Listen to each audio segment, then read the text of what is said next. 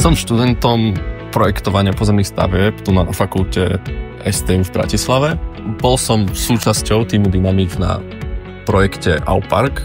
Venoval som sa tam koordinácii stavebných prác a riešili sme rôzne komunikácie s dodávateľmi a podobne a vnímam to ako veľmi zaujímavú skúsenosť. Vlastne to, čo som projektoval v škole, som zrazu musel nejakým spôsobom odprezentovať, alebo bral som si z toho to, aby som to vedel odprezentovať aj na stavbe nejakým tým pracovníkom a robotníkom a teda dalo mi to možno taký iný pohľad a iný prístup k projektovaniu a určite odporúčam vám všetkým ísť na nejakú stavbu, ísť aj do Dynamiku a vlastne príďte sa pozrieť na kariérne dni.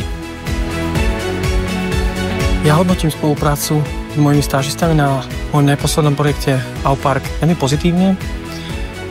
Mladí študenti sa zhostili svojich úloh dôkladne, zodpovedne a boli veľkým prínosom v našom tíme. Za čo im veľmi ďakujem. A budem veľmi rád, ak takéto spolupráce budeme robiť naďalej, aj vďaka kariérnym dňom, na ktorých sa zúčastňujeme. A takýchto talentov a šikovných ľudí si zháňame.